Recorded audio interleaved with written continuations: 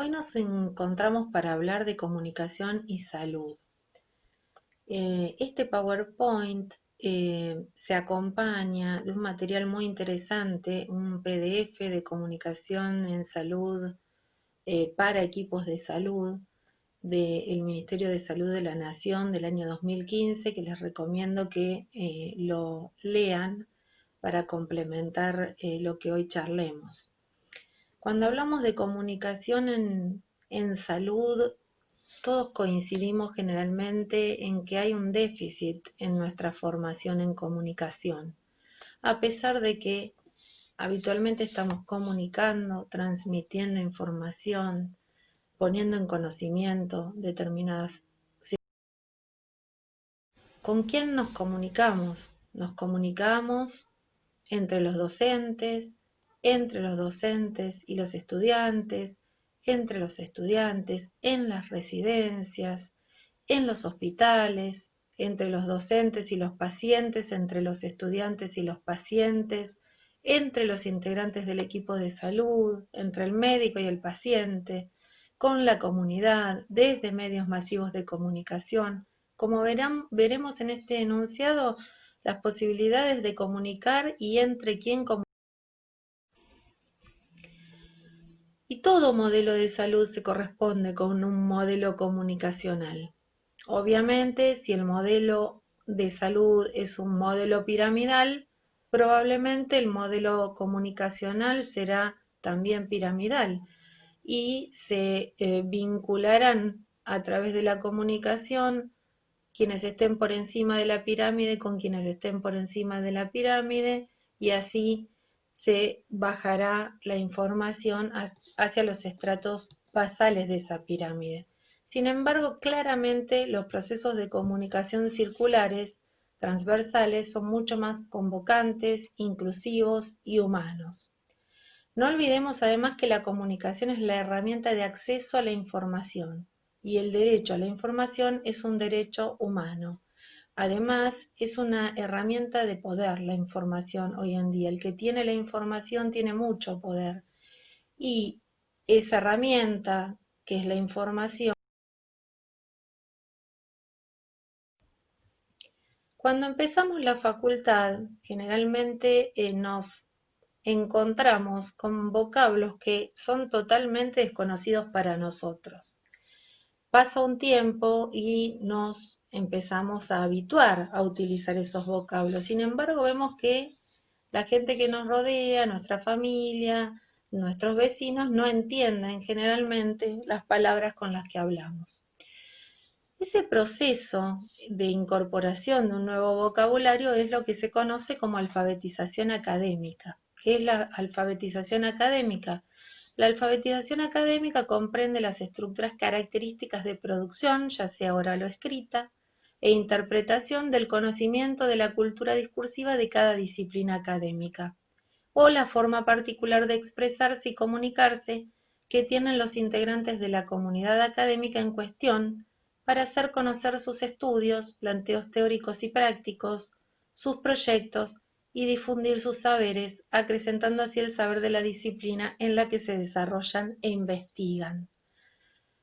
Pero esa alfabetización académica nuestra tan particular, que empieza desde las primeras materias, desde anatomía, cuando empezamos a hablar de el esternocleidomastoideo, cuando empezamos a hablar de potenciales o de patologías o de mialgias o de determinadas sintomatologías con palabras muy características y que para nosotros son tan comunes, no lo son para el resto de la gente. Y ahí viene un distanciamiento que, si nosotros no logramos franquear, va a ser contraproducente en nuestro desarrollo como profesionales. No hay ninguna posibilidad de que una persona con conocimiento vulgar o con la alfabetización académica que le ofrece otra disciplina nos entienda, de la misma manera que si alguien nos habla específicamente con el lenguaje de un informático, de un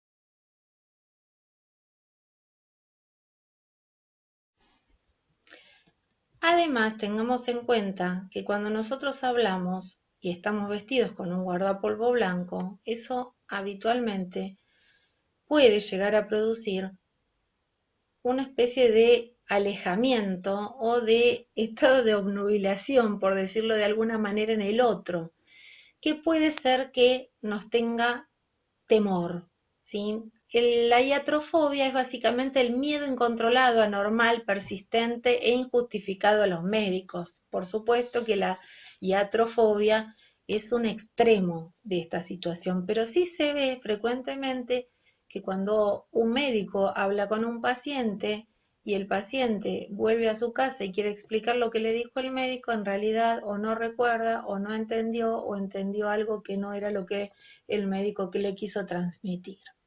Y hay determinadas palabras que son muy difíciles para un paciente de abordar de forma abrupta. Por ejemplo, cuando alguien escucha cirugía, internación, tumor, metástasis, por lo cual, si bien para nosotros son palabras de uso cotidiano, tenemos que darnos cuenta que para el otro no lo son. Si uno le dice a un paciente, usted se tiene que internar, eso puede generarle una reacción desmedida. Y no quiere decir que uno no le pueda decir que se tiene que internar. El tema es cómo va a comenzar esa conversación, cómo va a comenzar esa comunicación, dando, por ejemplo, explicando, por ejemplo, los beneficios que puede tener que un tratamiento se haga de una determinada manera y no de otra, y los controles que se pueden hacer en la casa y los que no se pueden hacer en la casa. Fíjense en estas palabras en estas palabras de Desdémona, en Otelo. Desdémona, de rodillas te pregunto, ¿qué quieres decir con tus palabras? Comprendo una furia en lo que dices, pero no lo que las palabras dicen. Entonces aquí claramente entra en juego lo que es actitudinal. No solamente uno habla con el contenido de las palabras, sino con las actitudes, los gestos, ¿sí? Que constituyen ese lenguaje no, no oral, el lenguaje gestual, que es a veces el 60 o 70% de la comunicación, mucho más que el lenguaje oral.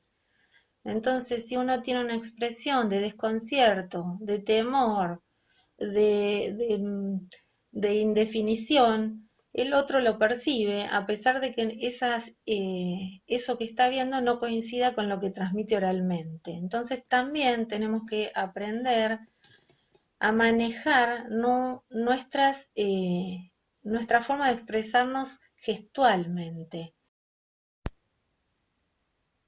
Entre lo que pensamos, lo que queremos decir, lo que creemos decir, lo que decimos, lo que queremos oír, lo que oímos, lo que creemos entender y lo que entendemos, existen 9 posibilidades de no entenderse. Una frase muy, muy clara respecto de las vías de comunicación y sus interrupciones. Cuando, por ejemplo, uno cree que el otro dijo algo que en realidad no dijo, situaciones que son además muy reiteradas cuando no tenemos el lenguaje gestual de la mano, por ejemplo, cuando usamos mensajes de WhatsApp. Entendemos mal porque no estamos mirando la cara, porque no estamos viendo el movimiento de las manos, ni la actitud, ni las actitudes del otro. Es interesante. ¿Qué opinan ustedes de esta frase? Soy responsable de lo que digo, no de lo que entiendes. Generalmente yo estaría con ustedes en un anfiteatro disfrutando de las respuestas de mis estudiantes y ustedes, algunos dirían, sí, yo pienso esto, otros dirían, no, yo no lo pienso, bueno, si no me entiende, no es mi problema, o sí, yo soy responsable, ¿hasta dónde es la responsabilidad de cada quien? Nosotros como médicos somos responsables de que el paciente entienda lo que le estamos diciendo, entienda de qué se trata la patología que lo aqueja, entienda cómo tiene que hacer el tratamiento que le estamos indicando. Si se lo escribimos, que sepa leer lo que le estamos escribiendo, que sepa interpretar qué es lo que tiene que comprar en una farmacia. No podemos sacar. Sumado a lo que venimos charlando, también es frecuente escuchar en nuestro lenguaje alguna reminiscencia de esos hospitales militares del siglo pasado donde tal vez se iniciaba la actividad médica y quedan entonces esas palabras tan interesantes como para replantearnos si son correctas o no, como interrogatorio. ¿Por qué interrogatorio? ¿Por qué no entrevista? Exploración general, cuando parece que la palabra exploración pusiera al otro en una situación de cosa a ser explorada. Diagnóstico de situación, ¿no? Dosis de ataque, fíjense, dosis de ataque, cuando hablamos de antibióticos, el ganglio centinela, la vigilancia epidemiológica, la guardia, el jefe, el pabellón, el cabo de enfermería, realmente palabras de una profunda connotación de rigidez, por lo menos, diría yo. Y esto es importante que lo veamos porque tal vez merece un análisis y la posibilidad de a futuro ir haciendo de nuestro vocabulario un vocabulario más amigable. Tal vez decir lo voy a entrevistar en lugar de lo voy a interrogar. Usted va a recibir una primera dosis más importante, no una dosis de ataque, o bueno, ver si se denomina de otra manera al cabo de enfermería.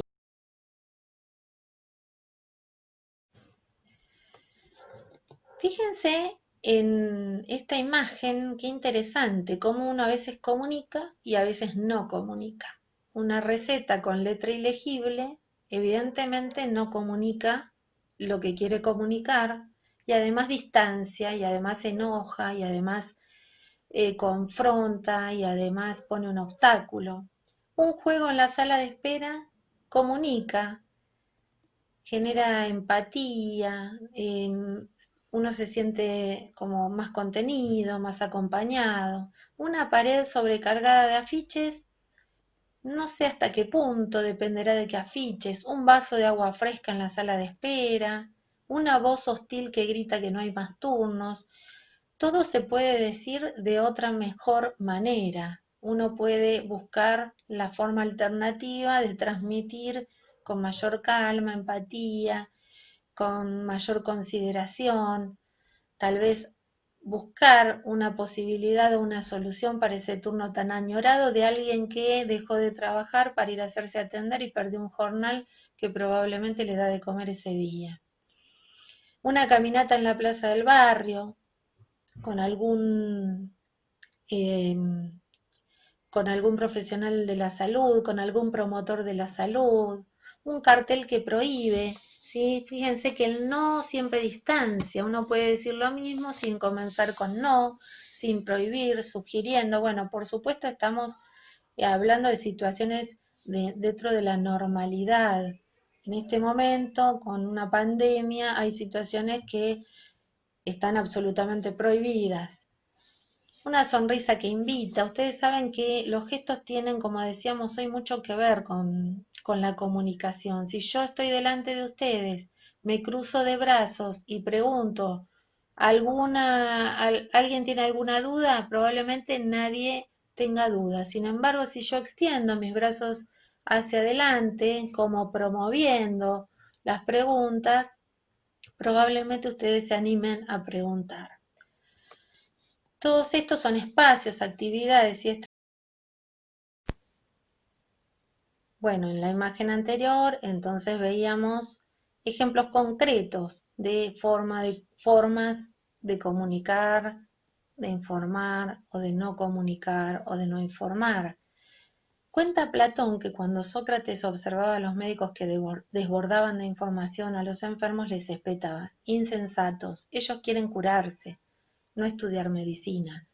Este es un error que habitualmente cometemos. Muchas veces transmitimos todas nuestras dudas, todos nuestros diagnósticos diferenciales, todos los algoritmos que tenemos en la cabeza, y en la realidad el paciente lo que pretende es que nosotros decidamos sobre él lo que nos parece a nosotros que correspondería hacer, que se lo informemos y que busquemos, por supuesto, su consentimiento, pero tampoco conocer en detalle qué podría pasar en cada una de las alternativas que podrían ocurrir, porque realmente eso genera un clima de tensión tan grande. Es importante que conozcamos la Ley 26.529, la Ley de Derechos y Deberes del Paciente, porque es revolucionaria en algunos aspectos que vamos a destacar aquí. Por ejemplo, en lo que hace a la información sanitaria. El paciente tiene derecho a recibir la información sanitaria necesaria, vinculada a su salud. El derecho a la información sanitaria incluye el de no recibir la mencionada información. Y en esto hay que ser respetuoso, hay que ser muy respetuoso del deseo del paciente. Si el paciente no quiere conocer o no quiere incluso recibir un tratamiento, tiene derecho. No quiere recibir la información, tiene derecho a no recibirla. También tiene derecho a recibirla. Y aquí será un poco nuestro arte cómo la vamos a comunicar, porque ya vamos a ver que no es lo mismo trabajar con un paciente de origen latino, por ejemplo, que con un paciente de origen sajón. Entonces, la mirada y la comunicación del médico siempre tiene que estar teñida de algún aspecto positivo o de algún aspecto esperanzador, a mi entender. Esto es una visión particular y personal. Si ustedes en la grabación escuchan que alguien ladra, ese es mi perro que no puedo hacerlo callar. Así que les pido disculpas. Entonces, acá Paco Maglio, un gran sanitarista argentino, en una publicación del año 2017, lamentablemente falleció el año pasado, él nos decía cómo hay que decir la verdad de acuerdo a su pensamiento. Y él hablaba de que la verdad se dice escalonada. Si los tiempos los va a dar la propia comunicación médico-paciente, ni lentitud ni prisa. A veces somos los médicos los que estamos más ansiosos por decir la verdad. Y el paciente necesita su tiempo y necesita ese gradualismo para ir incorporando las nuevas situaciones. Necesita pasar por las etapas de aceptación y de adaptación. Tiene que ser una verdad soportable para el paciente, no soportable para el médico o los familiares. O sea, uno tiene que tener en cuenta que ahí el protagonista también es el paciente y no tiene que medir de acuerdo a la vara que tiene uno mismo como médico. Y también, coincidiendo con Paco Maglio, él hablaba de la prudencia y de la esperanza. Prudencia y esperanza. No sabemos todo, no sabemos exactamente qué es lo que va a pasar ni cuándo va a pasar. Entonces es importante que no hablemos de plazos, que no hablemos de eh, todo o nada.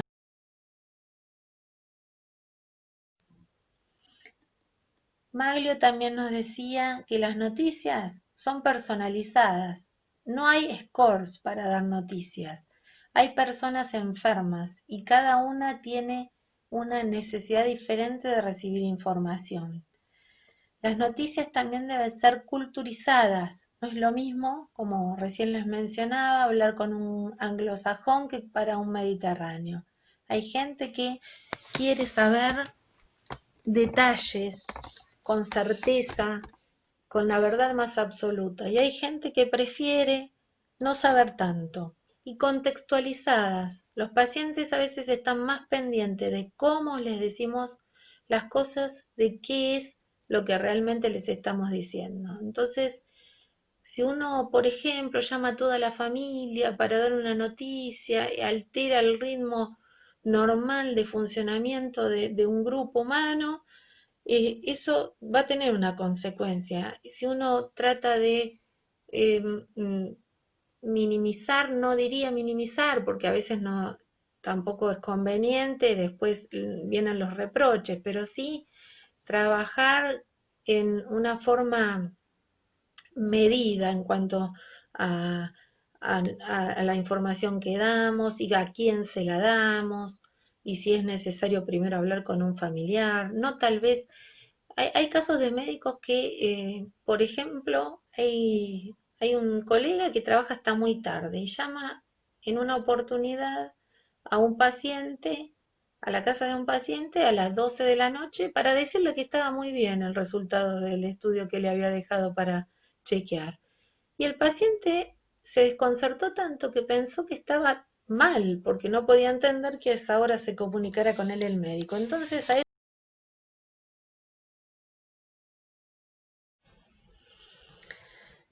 fíjense esta extracción de Magarola Oscar, antes que la tecnología desarrollara sus avances en el campo comunicacional e informático, antes de que la comunicación adquiera el carácter de mediático, la comunicación fue, es y será un fenómeno antropológico, social, un fenómeno específicamente humano. Por eso, estudiantes, nos cuesta tanto adaptarnos a esto, a esta nueva modalidad que nos sorprende así de un modo como intempestivo, ¿sí? Porque la comunicación es un fenómeno humano y yo en este momento también quisiera transmitirles que estamos muy preocupados por la situación que estamos atravesando y que la cátedra considera que, si bien es importante que ustedes no se atrasen en los contenidos, también estamos muy pendientes de que no todos ustedes tienen acceso a Internet, de que muchos de ustedes se han quedado sin ingresos porque eh, el privado está prácticamente bloqueado con esta cuarentena, o que sus papás están atravesando un mal momento, o que tienen que cuidar a un hermanito o a un hijo pequeño. Y queremos que sepan que eso está contextualizado en esta alternativa que ponemos a disposición. Todo transmite un mensaje a nivel verbal, órdenes, consignas, sugerencias, consejos, información. A nivel no verbal, gestos, posturas, silencios, miradas, tonos de voz. El contexto, carteles o indicadores, las sillas, los colores, el ruido, la iluminación, la cantidad de gente, el piso, la higiene, los soportes o insumos, los turnos, las planillas, los volantes, los afiches, los remedios, todo transmite un mensaje. A veces ese mensaje es más fácil de interpretar y a veces es más difícil, o por algunas o por todas las personas. Lecciones aprendidas. Prejuicios, maltrato, discriminación. Por ejemplo, un cartel puesto en un CAP dice: no se entregará leche si tienen las manos sucias. ¿Qué les parece? ¿Cómo podría decirse eso de otra manera en un centro de atención primaria? Tal vez podríamos poner una canilla y decir: previo a retirar la leche, por favor, higienícese sus manos. Desinformación. Una mujer pregunta dónde denunciar un abuso sexual contra una niña y le responden: no sé, señora, pero acá no. ¿Por qué no va a la comisaría? ¿Qué es lo que está ocurriendo ahí? Probablemente ese sea el único momento en que esa señora se acerque a un lugar extraño para pedir ayuda. Y estamos perdiendo esa oportunidad. Entonces, si no lo sabemos, si la que está ahí para dar información no maneja esa información, hace pasar a la señora a un lugar privado, averigua o llama a un compañero, pero no la deja ir en esas circunstancias. Estos mensajes son producidos sin una planificación, muchas veces sin acuerdo del equipo. Sin embargo, resultan muy significativos para quien los recibe. Por eso es importante que el equipo trabaje en la comunicación de las consignas. El que no sabe no diga no sé, ¿sí? Tómese su tiempo, respire hondo. El no se entregará o no se hará, se puede cambiar por otra leyenda. Sugerencias. Por supuesto, tratar con respeto, saludar, agradecer, no levantar la voz. Es importante que nos presentemos, que digamos soy Gabriela Biseglia y estoy acá para trabajar en esto y en esto. Lo que yo no hice al principio de esta clase porque ya lo había hecho al principio de la otra. Pero bueno, lo voy a hacer al final. Tratar con respeto, ponerse en el lugar del otro, hacer un esfuerzo por entender su punto de vista, brindar los datos por escrito, a dónde tiene que ir, con quién tiene que hablar, cuándo lo tiene que hacer, buscar códigos y un lenguaje común.